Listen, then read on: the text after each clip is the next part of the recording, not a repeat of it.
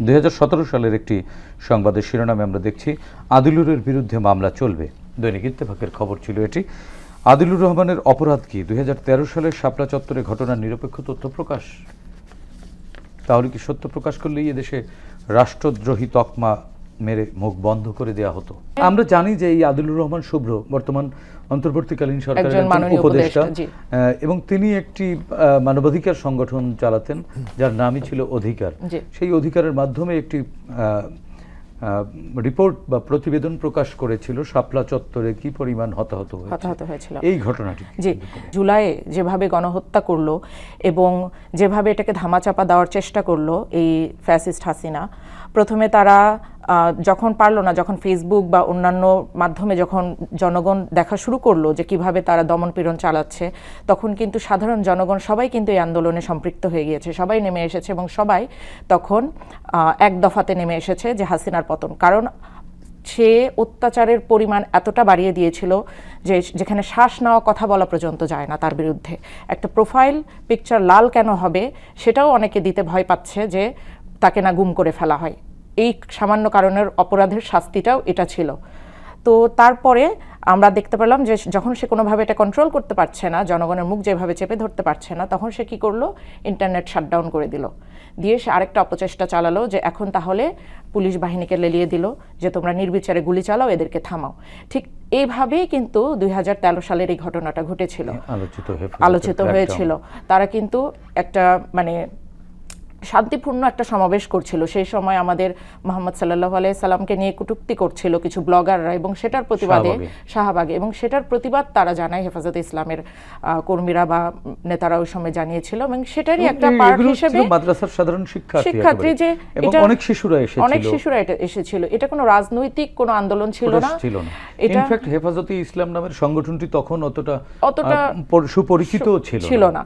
তারা একটা আন্দোলন, সুন্দরভাবে একটা আন্দোলন করছিল যে এই ব্লগারদের জাস্ট প্রতিবাদ জানাতে এসেছিল যে আমাদের মুহাম্মদ সাল্লাল্লাহু আলাইহি সাল্লামকে নিয়ে যে কটূক্তিগুলো করা, যে ধর্মকে যে আঘাত করছিল মানুষের, বরং এটা তারা মানে এই ব্লগারদের বিরুদ্ধে কোনো ব্যবস্থা না নিয়ে তাদেরকে আরো উস্কে দেওয়া হচ্ছিল, বরং যারা প্রতিবাদ করছে যেন তারাই দোষী। এবং সে কারণেই তারা একটা এখানে ঢাকাতে একটা প্রতিবাদ এবং দিনের বেলাতে তাদেরকে দমন করানোর জন্য হাসিনার কাছে তো মানুষ মারা এটা তো কোনো ব্যাপার না, এবং তাদের মানে দলীয় বাহিনী যেগুলো ক্যাডার ছিল, যুবলীগ বা ছাত্রলীগ, এদের কাছে এদেরকে লেলিয়ে দেওয়া হয়েছিল। এবং সে সময় তারা নিরস্ত্র নিরীহ মাদ্রাসার ছাত্রদেরকে ওই সময় খুন করে। 11 জনের মতো রিপোর্টে এসেছে এবং তারা এটা স্বীকারও করেছে। 64 জন এসেছিল, এইটা তারা তাদের মুখের কথা। এবং সে কারণে তারা তো একটা কর্মসূচি রাখতেই পারে যে আমাদের মানুষদের এইভাবে হত্যা করা হয়েছে, আমরা এখানে অবস্থান নিব, আমরা এটার প্রতিবাদ জানাই। এবং সেই সময় বলা হয়েছিল যে তারা যদি সুন্দরভাবে যদি মানে ইয়েটা করে তাহলে কোনো কিছু বলা হবে না, কিন্তু এটা তাদের পরিকল্পনাই ছিল। সেই সময় 1,50,000-এর মতো রাউন্ডের মতো গোলাবারুদ এই নিরীহ মানুষদের উপরে ব্যবহার করা হয়েছিল। 1,000-এরও বেশি র্যাব সদস্য, বিভিন্ন বাহিনী, 20টা প্লাটুন মনে হয় যেন তারা সেখানে একটা যুদ্ধে নেমেছে, পরিকল্পিতভাবে তারা যুদ্ধে নেমেছে। এবং এটাকে তারা নাম দিয়েছিল অপারেশন ফ্ল্যাশ আউট, এরকম একটা নাম দিয়েছিল যে তাদেরকে মারা হবে। তাদের অপরাধ কি ছিল? তাদের অপরাধ ছিল প্রতিবাদ করা, তাদের অপরাধ ছিল ধর্মীয় যে আঘাত যে হানছে তাদের বিরুদ্ধে একটা সরকারকে তারা আমন্ত্রণ করছিল যে তোমরা এটার বিরুদ্ধে ব্যবস্থা নাও, এটার কি শাস্তি দিয়েছিল। এবং তারা ওই রাতেই 800-রও উপরে মানুষ হত্যা করেছে। কিন্তু পরের দিন আমরা এই যে হাসিনার মুখে আমরা শুনতে পেলাম, সে হাসতে হাসতে পার্লামেন্টে বসে বলছে যে তারা নাকি রং মেখে অভিনয় করছে, টোকা দিলে এইভাবেই সে তার কথাবার্তাগুলো ছিল। এবং এখনও যদি আমরা দেখি এই 24-এ এতগুলো মানুষ মারার পরও, 10 মাস পরও তাদের ভিতরে কোনো ধরনের কোনো অনুভূতি নেই, কিছু নেই, কোনো অনুশোচনা নেই, তারা এগুলোকে স্বীকারই করে না। তো তাহলে চোখের সামনে দেখা জিনিসগুলোকেও তারা অস্বীকার করে। কিন্তু এখন যে গণমাধ্যম ওই সময় প্রতিবেদন প্রকাশ করেছিল যে আবিদ যে এখন মাননীয় উপদেষ্টা আছেন, সেই সময় এই প্রতিবেদনটা প্রকাশ করার কারণেই তাকে এই শাস্তিটা মানে তার বিরুদ্ধে জেলেও যেতে হয়েছিল। একটা মানবাধিকার কর্মী, সংগঠনটি বন্ধ করে দেওয়া হয়েছিল। একটা মানবাধিকার কর্মী, তার তো কাজ এটাই তো তার প্রফেশন যে সে একটা প্রতিবেদন লিখবে। এবং যার কারণে সেটাতে যদি কোনো ভুল থাকে, ত্রুটি থাকে, সমালোচনা হবে, কিন্তু তাকে জেল পর্যন্ত মানে এটা আমি মনে করি যে এটা তার জন্য, এটা মানে এটাই তার কাজ ছিল, যে কেউ কোনো কথা বলতে পারবে না।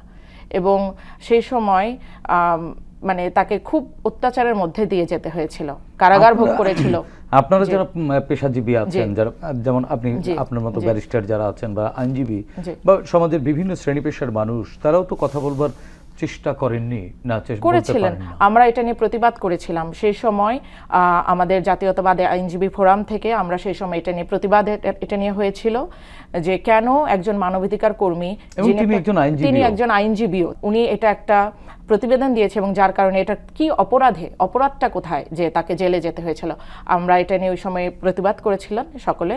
কিন্তু ওই সময়ের যেটা ছিল যে আমাদের কোর্টটাও ছিল এই হাসিনার দখলে, কারণ এই কোর্টের সাহায্য ছাড়া এবং প্রশাসনের সাহায্য ছাড়া এবং পুলিশ বাহিনী সে ফ্যাসিস্ট হয়ে উঠতে পারতো না। এবং তারই বানানো কিছু, এটা বলতে দুঃখ লাগে কারণ এটা আমাদেরই প্রতিষ্ঠান, এটা একটা সম্মানের প্রতিষ্ঠান, এটা কারো ব্যক্তির জায়গা নয়, কিন্তু সে ওইভাবেই সকল প্রতিষ্ঠানগুলোকে ধ্বংস করেছিল যেন শুধু সে যেভাবে অবৈধভাবে থাকবে, অবৈধভাবে থাকাটা যেন সে থাকতে পারে। এবং এই রাষ্ট্রযন্ত্রগুলোকে ব্যবহার করেই কিন্তু সে এতটা বছর থেকেছে।